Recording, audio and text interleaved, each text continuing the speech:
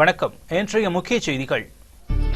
புதுச்சேரியில் அரசு பள்ளி விரிவுரையாளர்கள் கருப்பு பேட்ச் அணிந்து போராட்டம், கூடுதல் வேலை நாட்களுக்கு எதிர்ப்பு.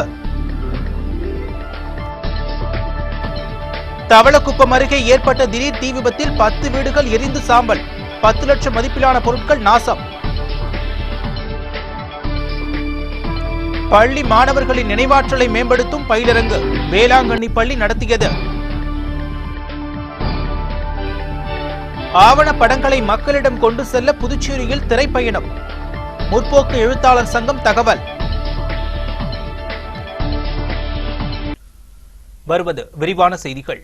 புதுச்சேரியில் கூடுதல் வேலை நாட்களுக்கு எதிர்ப்பு தெரிவித்து பள்ளி விரிவுரையாளர்கள் கருப்பு பேட்ச் அணிந்து பணிக்கு சென்றனர். புதுச்சேரியில் 42க்கும் மேற்பட்ட அரசு மேல்நிலைப் பள்ளிகள் உள்ளன. இதில் 400 விரிவுரையாளர்கள் பணிபுரிந்து வருகின்றனர். ஆண்டிற்கு 200 நாட்கள் பணிபுரிந்து வந்த இவர்களுக்கு தற்பொழுது 220 நாட்கள் பணிபுரிய வேண்டும் என்று புதுச்சேரி கல்வித்துறை அறிவிப்பு வெளியிட்டு நடைமுறையும் படுத்தியுள்ளது. இதற்கு புதுச்சேரி விரிவுரையாளர்கள் சங்கங்களின் கூட்டு நடவடிக்கை குழுவினர் எதிர்ப்பு தெரிவித்து கருப்பு பேட்ச் அணிந்து சனிக்கிழமை வேலை நாளான இன்று பணிக்கு சென்றனர். இந்த போராட்டம் குறித்து விரிவுரையாளர்கள் கூறும்போது, தமிழ்நாடு பாடத்திட்டத்தை பின்பற்றும் புதுச்சேரி கல்வித்துறை அங்கு இல்லாத ஒரு சட்டத்தை புதுச்சேரியில் பின்பற்றுவதாகவும், அதிகப்படியான வேலை நாட்களை திரும்ப பெற வேண்டும், அப்படி இல்லை என்றால் போராட்டங்கள் தீவிரமடையும் என்றும் அவர்கள் எச்சரிக்கை விடுத்துள்ளார்கள். தவளக்குப்பம் அருகே ஏற்பட்ட திடீர் தீ விபத்தில் 10 வீடுகள் எரிந்து சாம்பலாயின. இதில் 10 லட்சம் ரூபாய் மதிப்பிலான பொருட்கள் சேதமடைந்தன. தவளக்குப்பம் அடுத்த அபிஷேகப்பாக்கம் செல்லும் பாதையில் அமைந்துள்ளது திம்மநாயக்கன் பாளையம் எனும் கிராமம். அங்கு ஏராளமான மக்கள் குடிசை வீடுகளில் வசித்து வருகிறார்கள். அக்கிராமத்தில் நண்பகலில் ஏற்பட்ட திடீர் தீ விபத்து 10க்கும் மேற்பட்ட வீடுகள் தீயில் எரிந்து சாம்பலாகின. காற்றின் வேகம் காரணமாக தீயை அணைக்க முடியாமல் பொதுமக்கள் திணறினர். இதனையடுத்து தகவலறிந்து வந்த தீயணைப்பு படையினர் பல மணி நேரம் போராடி தீயை அணைத்தனர். தீயில் சிக்கி வீட்டில் இருந்த 10 லட்சம் ரூபாய் மதிப்பிலான வீட்டு உபயோகப் பொருட்கள் எரிந்து சாம்பலாகின. தீ விபத்து குறித்து பொதுமக்கள் கூறுகையில், திடீர்னு ஸ்கூல் போயிட்டு வீட்டுக்கு வரந்து உள்ளே போனேன். கொட்டாயுள்ள போயிட்டு ஏன் தள்ளாட்டு போய் போட்டுன்னே இருந்தேன். திடீர்னு பிடிச்சின்னு மேலே இருந்து ஏறிது. பொண்ணு வீடு திடீர்னு ஏறிதுமா அப்படின்ட்டு உள்ள அடல் அடிச்சு பார்த்துட்டு டிவி பார்த்துட்டு வெளியே உடையாந்து பார்த்தாக்கா சைடில் அண்ணன் சைடில் இருந்து அப்படியே பிடிச்சின்னு அதுமான்னு ஏறிது. எங்களால் உள்ளேயும் போக முடியல, ஒன்றும் பண்ண முடியல, எதுவுமே எடுக்கவே இல்லை. பிள்ளைக்கு சர்டிஃபிகேட் மட்டும் வாங்கி கொடுத்துருங்க.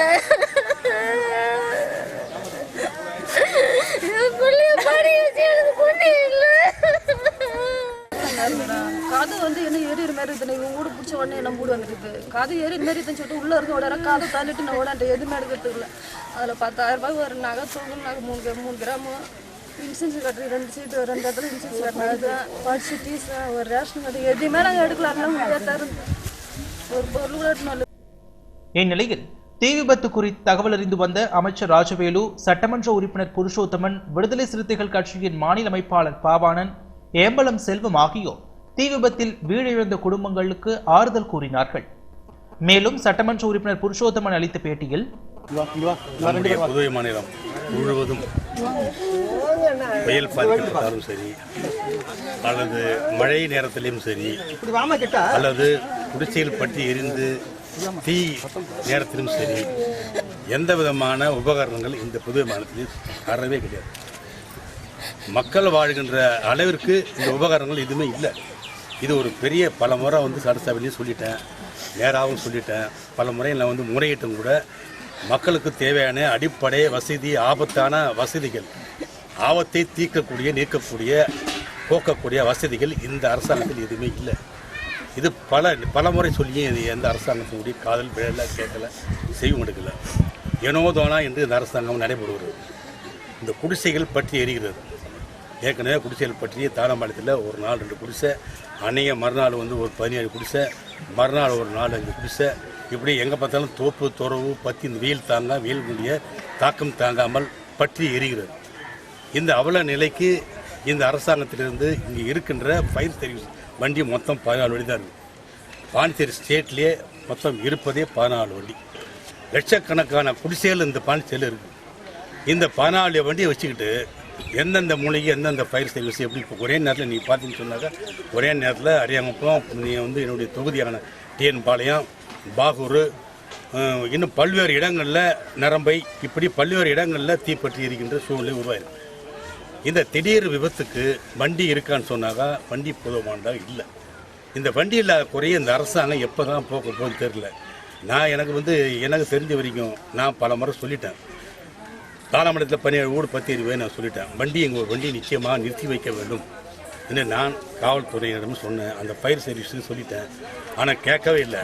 ஆனால் இன்றைக்கி சொல்கிறேன், இந்த ஒரு வண்டியை நீங்கள் இங்கேயே நிறுத்தி வைக்கவில்லை என்றால் அரியாங்குப்பத்திலையோ அல்லது தாவலகுப்பத்திலையோ நீங்கள் ஒரு வண்டியை நிறுத்தி வைக்கவில்லை என்றால் நான் நாளைக்கு மணி 10 வரையும் டைம் கொடுக்குறேன். இந்த அரசாங்கத்துக்கும் சரி, இந்த காவல்துறைக்கும் சரி, ஃபயர் சர்வீஸுக்கும் சரி, நாளை காலை 10 வரையும் டைம். 10 மணிக்கு மேலே நிறுத்தப்படவில்லை என்றால் நாளை காலை 10 மணிக்கு மேல் கடலூர் பாண்டிச்சேரி போக்குவரத்து நிறுத்தம் செய்யப்படும். இதனிடையே திமுக பிரமுகர் ஏம்பலம் செல்வம் தீ விபத்தில் பாதிக்கப்பட்டவர்களுக்கு 25 கிலோ அரிசியும் 1000 ரூபாய் பணமும் வழங்கினார். பள்ளி மாணவர்களின் நினைவாற்றலை மேம்படுத்துதல் குறித்த பயிலரங்கை வேளாங்கண்ணி மேல்நிலைப்பள்ளி நடத்தியது. ரெட்டியார்பாளையத்தில் இயங்கி வரும் வேளாங்கண்ணி மேல்நிலைப்பள்ளி பள்ளி மாணவர்கள் அறிவில் மேம்படவும் ஆக்கத்திறனை உருவாக்கும் பொருட்டும் நினைவாற்றலின் பலத்தை அறிந்து அதனை மேம்படுத்துவதற்கான பயிலரங்கை நடத்தியது. இதில் சிறப்பு அழைப்பாளர்களாக கலந்து கொண்ட கின்னஸ் புகழ் சர்வதேச பயிற்சியாளர் மகாதேவன், திரைப்பட நடிகர் அஜய் ரத்தினம் ஆகியோர் நினைவாற்றல் மேம்படுத்த கையாளக்கூடிய உத்திகளை மாணவர்களிடம் விளக்கினர். இப்பயிலரங்கில் 8ஆம் வகுப்பு மற்றும் 10, 12ஆம் வகுப்பு மாணவர்கள் கலந்து கொண்டு பயன்பெற்றனர்.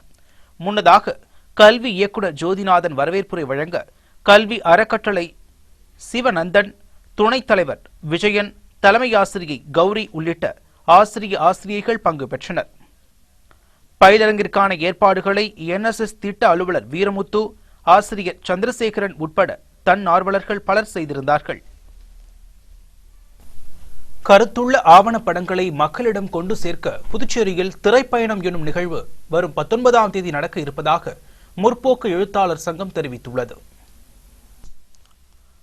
புதுச்சேரி முற்போக்கு எழுத்தாளர்கள் கலைஞர்கள் சங்க செயலாளர் அன்புமணி நிருபர்களிடம் கூறுகையில், முற்போக்கு எழுத்தாளர்கள் கலைஞர்கள் சங்கமும் புதுவை திரைப்பட இயக்கமும் இணைந்து திசைகள் எட்டும் திரைகள் ஆகட்டும் என்ற தலைப்பில் திரைப்பயணம் நடத்துகிறது என்றும், சிறப்பு திரைப்படங்கள், குறும்படங்கள், ஆவணப்படங்கள், முழுநீள திரைப்படங்களை மக்களிடம் பரவலாக எடுத்து செல்லும் வகையில் இந்த திரைப்பயணம் நடத்தப்படுகிறது என்றும், தொடக்க விழா ரிவிசுசியால் அரங்கில் வருகிற 18ஆம் தேதி தொடக்க விழாவும் அடுத்த மாதம் 5ஆம் தேதி வரை திரைப்பயணமும் நடைபெறும் என கூறிய அன்புமணி, சூரமங்கலம், மதகடிப்பட்டு, பாகூர் உள்ளிட்ட 17 இடங்களில் 50 மையங்களில் படங்கள் திரையிட்டு காண்பிக்கப்படும் என்றும் தெரிவித்தார். தொடர்ந்து தமிழ்நாடு முற்போக்கு எழுத்தாளர் கலை சங்க தமிழ்ச்செல்வன் செய்தியாளர்களிடம் பேசுகையில், சங்கம் சார்பில் ஆண்டுதோறும் சிறந்த கலை இலக்கியங்கள் தேர்வு செய்யப்பட்டு அதற்காக விருதுகள் வழங்கப்பட்டு வருகின்றன. அவ்வகையில் 2011ஆம் ஆண்டு வெளியான கவிதை, சிறுகதை, நாவல், தமிழ் வளர்ச்சிக்கான ஆய்வு, ஆவணப்படங்கள், சிறந்த தமிழ் திரைப்படங்களான விருதை பெற்றிருக்கக்கூடிய வாகை சூடவா, அழகர்சாமி குதிரை, வெங்காயம் உள்ளிட்ட படங்களுக்கும் விருதுகள் வழங்கவிருப்பதாக தெரிவித்த தமிழ்ச்செல்வன், இதற்கான நிகழ்வு சென்னையில் ஞாயிற்றுக்கிழமை நடைபெறுகிறது என்றும் தெரிவித்தார். மேலும் மக்கள் ரசனைக்கு ஏற்ப தற்பொழுது வெளியாகும் படங்கள் ஏதுமில்லை என்றும், அதனை முறைப்படுத்தினால் கலைகள் வளரும் என்றும் தமிழ்ச்செல்வன் நம்பிக்கை தெரிவித்தார். ஜிப்மர் மருத்துவமனையில் கேட்டல், பேச்சுத்திறன், மொழி குறித்த ஓராண்டு டிப்ளமோ படிப்பிற்கு விண்ணப்பங்கள் வரவேற்கப்படுகின்றன. ஜிப்மர் மருத்துவமனையின் தலைவர் வெளியிட்டுள்ள செய்திக்குறிப்பில், ஜிப்மர் மருத்துவமனையில் பேச்சு மற்றும் கேட்கும் திறன் மையம் செயல்பட்டு வருகிறது. இங்கு கேட்டல், பேச்சுத்திறன், மொழி குறித்த ஓராண்டு டிப்ளமோ படிப்பு கற்றுத்தரப்படுகிறது என்றும், இதில் 25 இடங்கள் உள்ளன. இப்படிப்பில் சேர விண்ணப்பங்கள் வரவேற்கப்படுகின்றன. +2 பொதுத் தேர்வில் தேர்ச்சி பெற்ற அறிவியல், கணித பிரிவு மாணவர்கள் விண்ணப்பிக்கலாம் எனவும், பொது பிரிவு OBC மாணவர்களுக்கு ஒரு விண்ணப்பத்தின் விலை 200 ரூபாய் என்றும், SC/ST மாணவர்களுக்கு 125 ரூபாய் என்றும் குறிப்பிடப்பட்டுள்ளது. மேலும் ஜிப்மர் காது, மூக்கு, தொண்டை மருத்துவ பிரிவில் விண்ணப்பங்கள் கிடைப்பதாகவும் www.mgh AIISHMYSORE.in என்ற வலைதளத்திலும் விண்ணப்பங்கள் கிடைக்கின்றன என்றும் தெரிவிக்கப்பட்டுள்ளது. பூர்த்தி செய்யப்பட்ட விண்ணப்பங்களை வரும் 29ஆம் தேதிக்குள் பேராசிரியர் கோபாலகிருஷ்ணன், காது மூக்கு தொண்டை மருத்துவ பிரிவு தலைவர் மற்றும் ஒருங்கிணைப்பாளர் ஜிப்மர் 6 என்ற முகவரிக்கு அனுப்பி வைக்க வேண்டும். மேலும் விவரங்களுக்கு 041322746004 விரிவு 536 என்ற தொலைபேசி எண்களில் தொடர்பு கொள்ளலாம் என்றும் நிர்வாகம் தெரிவித்துள்ளது. பணித்திட்டு அரசு பள்ளி மாணவ மாணவிகளுக்கு ஹோப் நிறுவனம் சார்பில் தானே புயல் நிவாரணமாக கல்வி உபகரணங்களை அமைச்சர் ராஜவேலு வழங்கினார். தானே புயல் கரை கடந்த கடலோர கிராமங்களான நல்லவாடு மற்றும் பணித்திட்டில் உள்ள அரசு பள்ளி மாணவ மாணவிகளுக்கு 5 நோட்டுகள், தேர்வு அட்டை, பேனாப்பை, பேனா அடங்கிய புத்தக பைகளை ஹோப் நிறுவனம் வழங்கி வருகிறது. இதன் ஒரு பகுதியாக பணித்திட்டு அரசு உயர்நிலைப் பள்ளியில் நடந்த நிகழ்ச்சியில் சிறப்பு அழைப்பாளராக சமூக நலத்துறை அமைச்சர் ராஜவேலு கலந்து கொண்டு கல்வி உபகரணங்களை வழங்கினார். இந்நிகழ்ச்சியின் போது ஹோப் நிறுவன இயக்குநர் ஜோசப் விக்டர் ராஜ், DDH நிறுவனத்தின் பேரிடர் மேலாண்மை ஒருங்கிணைப்பாளர் ஜிக்னேஷ் ஜாதவ், பஞ்சாயத்து தலைவர் மணிபாலன், பள்ளி தலைமை ஆசிரியர் ஜெயக்குமார் ஆகியோர் உடனிருந்தார்கள். தானே நிவாரணப் பணியின் அடுத்த கட்டமாக 5 கொம்யூன்களிலும் நிலமற்ற விவசாய தொழிலாளர்களுக்கு பயிற்சி அளித்து வீட்டு தோட்டம் அமைக்க தேவையான காய்கறி செடிகள், விதைகள், பழமர கன்றுகள் மற்றும் இயற்கை உரம் வழங்கவும் ஹோப் நிறுவனம் திட்டமிட்டுள்ளது என்பது குறிப்பிடத்தக்கது. தூய இருதய ஆண்டவர் பசலிகாவின் ஆண்டு பெருவிழாவினை முன்னிட்டு நற்கருணை பவனி நடத்தப்பெற்றது. புதுச்சேரி ரயில் நிலையம் எதிரே அமைந்துள்ள சுற்றுலா தலமான தூய இருதய ஆண்டவர் பசலிகாவின் ஆண்டு பெருவிழா கடந்த ஜூன் மாதம் 8ஆம் தேதி கொடியேற்றத்துடன் தொடங்கி நடந்து வருகிறது. பெருவிழாவை முன்னிட்டு அதிபர் மற்றும் பங்கு தந்தை பேரருட்பணி மரிய ஜோசப் அடிகளார் தலைமையில் அருட்பணி ஜோசப் ஆப்ரஹாம், துணை பங்கு தந்தை அருட்பணி குழந்தைராஜ் ஆகியோர் கூட்டு திருப்பலி நிறைவேற்றினார்கள். தொடர்ந்து மாலையில் மறை மாநில முதன்மை குரு பேரருட்திரு அருளானந்தம் தலைமையில் கூட்டு திருப்பலியும், அதனைத் தொடர்ந்து நகரின் முக்கிய வீதிகளில் நற்கருணை பவனியும் நடைபெற்றது.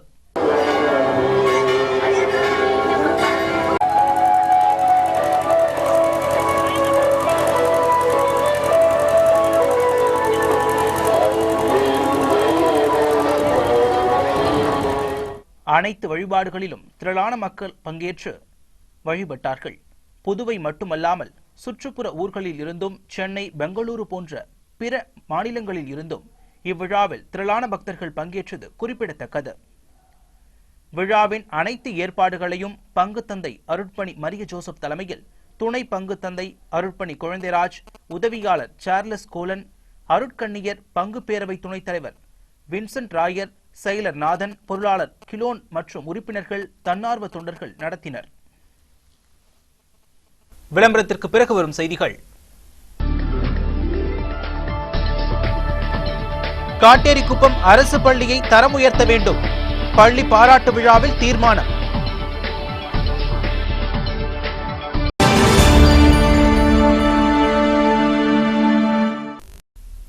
காட்டேரிக்குப்பம் அரசு உயர்நிலைப் பள்ளியை மேல்நிலைப் பள்ளியாக தரம் உயர்த்த வேண்டும் என கோரிக்கை எழுந்துள்ளது. காட்டேரிக்குப்பத்தில் இயங்கி வருகிறது இந்திரா காந்தி அரசு உயர்நிலைப் பள்ளி. இப்பள்ளி சென்ற ஆண்டு நடைபெற்ற 10ஆம் வகுப்பு தேர்வில் 100% தேர்ச்சி விழுக்காட்டை கொடுத்து அரசு அளிக்கும் 1 லட்சம் ரூபாய் பரிசுத் தொகையை பெற்றுள்ளது. இதனை கௌரவிக்கும் வகையிலும் மாணவர்களை மென்மேலும் ஊக்குவிக்கும் வகையிலும் பாராட்டு விழா கட்டிட நலசங்கம் சார்பில் ஏற்பாடு செய்யப்பட்டிருந்தது. இவ்விழாவிற்கு வீர சிவாஜி கட்டிட நலசங்கத்தின் தலைவர் ரவிச்சந்திரன், புதுவை காந்தியடிகள் நலசங்க தலைவர் அருண்குமார் ஆகியோர் முன்னிலை வகிக்க சிறப்பு அழைப்பாளராக காட்டேரிக்குப்பத்தை சேர்ந்த பிரமுகர் அருள்ராஜ் கலந்து கொண்டார். இதில் 10ஆம் வகுப்பில் சிறப்பிடம் பெற்ற மாணவ மாணவிகளுக்கும் அவர்களை வழிநடத்திய ஆசிரியைகளுக்கும் சால்வை அணிவித்து நினைவு பரிசுகள் வழங்கப்பட்டன. விழாவில் வரும் கல்வியாண்டு முதல் இப்பள்ளியில் புதுச்சேரி மாநிலத்தில் முதலிடம் பிடிக்கும் மாணவர்களுக்கு ஊக்கத்தொகை 50,000 ரூபாயும், மாணவர்களை ஊக்குவிக்கும் ஆசிரியர்களுக்கு ஊக்க பரிசாக 50,000 ரூபாயும் வழங்கப்படும் என தெரிவிக்கப்பட்டது. மேலும் 100% தேர்ச்சியை தொடர்ச்சியாக அளித்து வரும் இந்திரா காந்தி அரசு உயர்நிலைப் பள்ளியை மேல்நிலைப் பள்ளியாக தரம் உயர்த்த ஆவணம் செய்யப்பட வேண்டும் என்றும் அரசுக்கு கோரிக்கை வைக்கப்பட்டுள்ளது. நாட்டு நலப்பணி திட்டம் சார்பில் 7 நாள் சிறப்பு முகாம் மகளிர் தொழில்நுட்ப கல்லூரியில் துவங்கியுள்ளது. இம்முகாமினை கல்லூரி முதல்வர் பாலராஜசுவாமி, நாட்டு நலப்பணி திட்ட இணைப்பு அதிகாரி பேராசிரியர் குழந்தைசாமி ஆகியோர் தொடங்கி வைத்தனர். இதில் முத்துலிங்கப்பேட்டையைச் சேர்ந்த வடிவேலு, ஐயப்பன், அன்புராஜ் ஆகியோர் பங்கேற்றனர். இவ்விழாவில் சிறப்பு அம்சமாக புற்றுநோய் அறக்கட்டளை மருத்துவர் கோபிநாத் கலந்து கொண்டு புற்றுநோய்கள் குறித்து சிறப்புரை வழங்கினார். விழாவிற்கான ஏற்பாடுகளை திட்ட அலுவலர் விஜயச்சந்திரன் செய்திருந்தார். சலவை தொழிலாளர்கள் சங்கம் நடத்திய துணை சபாநாயகருக்கான பாராட்டு விழாவில் அமைச்சர் தியாகராஜனிடம் கோரிக்கை மனு ஒன்று அளிக்கப்பட்டது. புதுச்சேரி மாநில சலவை தொழிலாளர்கள் சமூக நல முன்னேற்ற சங்கம் சார்பில் துணை சபாநாயகர் TPR செல்வத்திற்கு பாராட்டு விழா திருக்கனூரில் உள்ள விஜயா திருமண மண்டபத்தில் நடைபெற்றது. இவ்விழாவிற்கு குமாரசாமி வரவேற்புரை வழங்க மாநில செயலாளர் ஆறுமுகம் தலைமை தாங்கினார். விழாவிற்கு சிறப்பு விருந்தினராக அமைச்சர் தியாகராஜன் கலந்து கொண்டு துணை சபாநாயகரை வாழ்த்து பேசினார்.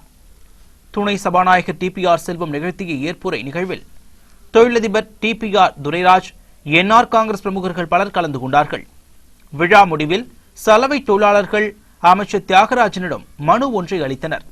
அம்மனுவில் சலவை தொழிலாளர்களை தாழ்த்தப்பட்ட பட்டியலில் சேர்த்து மாநில அரசு நிறைவேற்றிய தீர்மானத்தை மத்திய அரசிற்கு பரிந்துரைக்க வேண்டும், சலவை தொழிலாளர்களுக்கு மருத்துவ மற்றும் பொறியியல் கல்லூரிகளில் இடஒதுக்கீடு செய்ய ஆவணம் செய்யப்பட வேண்டும் உள்ளிட்ட 13 தீர்மானங்கள் நிறைவேற்றப்பட்டன.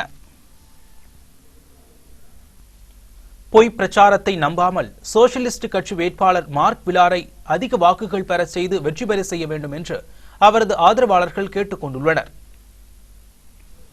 இது தொடர்பாக வெளிநாடு வாழ் பிரெஞ்சு மக்களின் ஜனநாயக சங்க தலைவர் நாரா ராஜவேலு, பிரெஞ்சு சோசியலிச கட்சி செய்தி தொடர்பாளர் இமானுவேல் புரோஸ்பர் ஆகியோர் செய்தியாளர்களுக்கு அளித்த பேட்டியில், பிரெஞ்சு பாராளுமன்ற முதல்கட்ட தேர்தலில் சோசியலிஸ்ட் கட்சி வேட்பாளர் மார்க் விலாருக்கு அதிக ஓட்டுகள் அளித்த வாக்காளர்களுக்கு நன்றி தெரிவித்துக் கொள்வதாகவும், புதுச்சேரியில் வாழும் பிரெஞ்சு குடியுரிமை பெற்ற மக்களுக்கு நலன் தரும் வாக்குறுதிகளை அளித்துள்ள மார்க் விலாருக்கு பொய் பிரச்சாரங்களை நம்பாமல் ஞாயிற்றுக்கிழமை நடைபெறும் 2ஆம் கட்ட தேர்தலில் வாக்களிக்க வேண்டும் என்றும் தெரிவித்த ஆதரவாளர்கள், மார்க் விலாரை அதிக வாக்குகள் வித்தியாசத்தில் வெற்றி பெற செய்ய அனைவரும் வந்து தவறாமல் வாக்களிக்க வேண்டும் என்றும் கேட்டுக் கொண்டுள்ளனர். புதிய பென்ஷன் மசோதாவை வாபஸ் பெற வேண்டும் உள்ளிட்ட பல்வேறு கோரிக்கைகளை வலியுறுத்தி அகில இந்திய BSNL ஓய்வூதிய சங்கம் சார்பில் ஆர்ப்பாட்டம் நடத்தப்பெற்றது.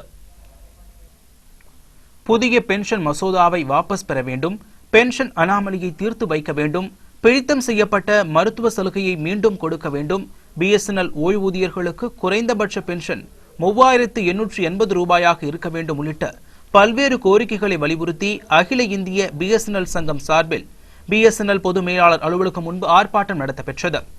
இந்த ஆர்ப்பாட்டத்திற்கு மாவட்ட தலைவர் சிவகுமார் தலைமை தாங்கினார். செயலாளர் பாலசுப்ரமணியன் உட்பட பலர் ஆர்ப்பாட்டத்தில் கலந்து கொண்டனர்.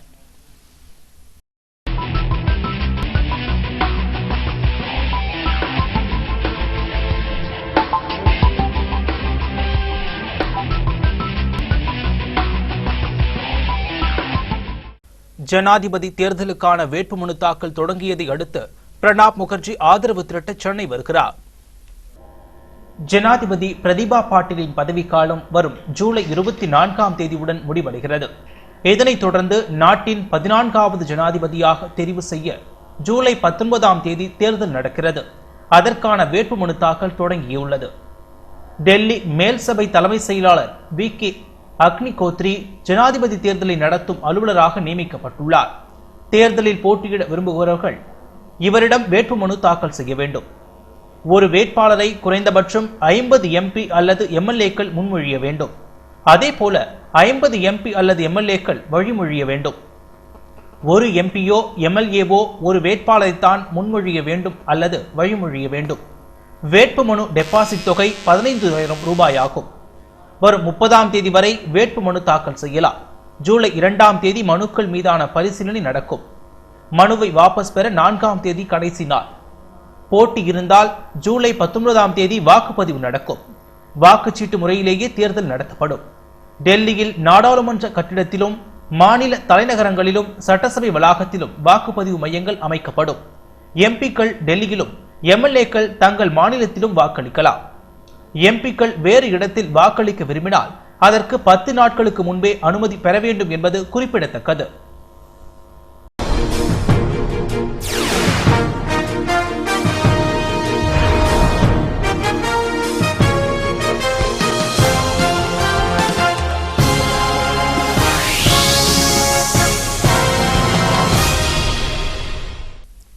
அமெரிக்காவை சேர்ந்த டேவிட் நிக் வேலோண்டா என்பவர் முதன்முறையாக நயக்ரா நீர்வீழ்ச்சியை கயிற்றின் மூலம் கடந்து புதிய சாதனையை நிகழ்த்தியுள்ளார். நிக் வேலண்டா கயிற்றின் மேல் நடந்து நயக்ரா நீர்வீழ்ச்சியை கடக்கும் முயற்சியில் ஈடுபட்டுள்ளார். அப்போது 1800 அடி உயரத்தில் திடீரென ஏற்பட்ட பனிமூட்டத்தால் தவறி விழுந்துள்ளார். நயக்ராவை கடக்கும் முயற்சியில் ஈடுபட்ட முதல் நபர் இவர் என்பது குறிப்பிடத்தக்கது. இது குறித்து நிக் வேலண்டா கூறுகையில், இது தனது சிறுவயது கனவு என தெரிவித்துள்ளார்.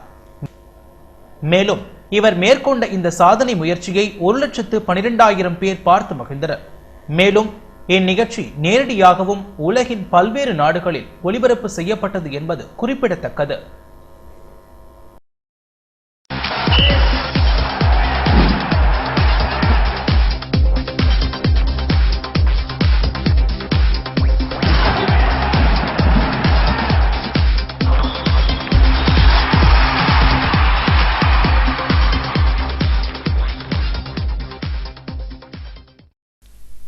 ப்ளூ ஸ்டார் விளையாட்டு சங்கத்தின் 6ஆம் ஆண்டு விழாவை ஒட்டி நடைபெற்ற கிரிக்கெட் போட்டியில் வெற்றி பெற்றவர்களுக்கு சட்டப்பேரவைத் தலைவர் சபாபதி பரிசுகளை வழங்கினார். புதுநகரில் உள்ள ப்ளூ ஸ்டார் விளையாட்டு சங்கம் ஆண்டுதோறும் கிரிக்கெட் போட்டியை நடத்தி வருகிறது. இதன் 6ஆம் ஆண்டு விழாவை முன்னிட்டு கிரிக்கெட் போட்டிகள் நடத்தப்பெற்றன. இதில் பல்வேறு பகுதிகளை சார்ந்த அணி வீரர்கள் பங்கேற்று விளையாடினர். இப்போட்டியில் வெற்றி பெற்றவர்களுக்கு பரிசளிப்பு விழா நடத்தப்பெற்றது. இதில் சிறப்பு அழைப்பாளராக கலந்து கொண்டு விழாவிற்கு முன்னிலை வகித்த சட்டப்பேரவைத் தலைவர் சபாபதி கிரிக்கெட் போட்டியில் வென்றவர்களுக்கு பரிசு மற்றும் கோப்பைகளை வழங்கினார். முன்னதாக சங்க சேர்மன் குமாரவேல், தலைவர் ராஜா, துணைத் தலைவர் மணிகண்டன், மேலாளர் சிவசுப்பிரமணியன் உள்ளிட்ட விழாவிற்கு தலைமை தாங்கினர். இதில் சுதேசி பஞ்சாலை தலைவர் பாஸ்கரன் உட்பட ஏராளமானோர் கலந்து கொண்டார்கள்.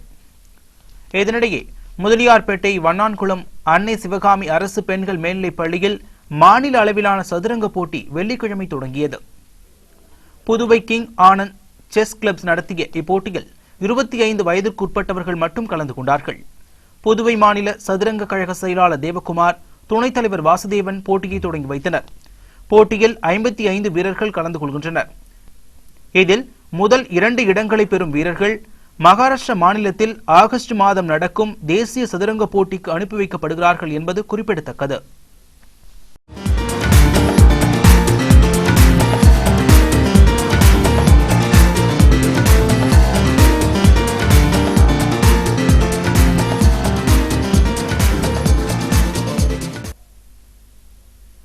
நடிகை சாயா சிங் தன்னுடைய காதலரும் நடிகருமான கிருஷ்ணாவை திருமணம் செய்து கொண்டுள்ளார். தனுஷுடன் திருடா திருடி படம் மூலம் பிரபலமானவர் நடிகை சாயா சிங். அப்படத்தில் தனுஷுடன் அவர் ஆடிய மன்மதராசா பாட்டை ரசிகர்கள் இன்றளவும் மறக்க மாட்டார்கள். அப்படி ஒரு ஆட்டம் போட்டு இருந்தார் சாயா சிங். தொடர்ந்து அருள், திருப்பாச்சி போன்ற படங்களிலும் ஒரு பாட்டிற்கு ஆடியிருந்தார். தமிழில் பெரிய நடிகையாக ஜொலிக்க முடியாவிட்டாலும் வாய்ப்பு கிடைக்கும் படங்களில் நடித்து வந்தார். இந்நிலையில் அனந்தபுரத்து வீடு படத்தில் நடித்தபோது அப்படத்தில் நடித்த நந்தாவின் நண்பராகவும் வில்லனாகவும் நடித்த கிருஷ்ணாவுடன் காதல் ஏற்பட்டது. கிருஷ்ணாவும் ஈரம், இதய திருடன் போன்ற படங்களில் நடித்துள்ளார். இவர்களது காதலுக்கு இருவரும் வீட்டிலும் சம்மதம் தெரிவிக்கப்பட்டதை தொடர்ந்து திருமணமும் நிச்சயமாகி சென்னையில் திருமணம் நடந்து முடிந்துள்ளது. மீண்டும் இன்றைய முக்கிய செய்திகள். புதுச்சேரியில் அரசு பள்ளி விரிவுரையாளர்கள் கருப்பு பேட்ச் அணிந்து போராட்டம், கூடுதல் வேலை நாட்களுக்கு எதிர்ப்பு. தவளக்குப்பம் அருகே ஏற்பட்ட திடீர் தீ விபத்தில் 10 வீடுகள் எரிந்து சாம்பல், 10 லட்சம் மதிப்பிலான பொருட்கள் நாசம். பள்ளி மாணவர்களின் நினைவாற்றலை மேம்படுத்தும் பயிலரங்கு வேளாங்கண்ணி பள்ளி நடத்தியது. ஆவண படங்களை மக்களிடம் கொண்டு செல்ல புதுச்சேரியில் திரைப்பயணம். முற்போக்கு எழுத்தாளர் சங்கம் தகவல்.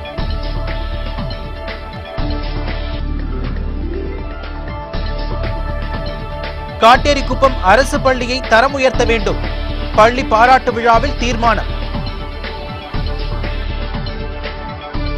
இத்துடன் செய்தி தொகுப்பு நிறைவு பெறுகின்றன. உங்கள் எஸ் மீடியா செய்திகளை யூடியூபில் காணலாம். வணக்கம்.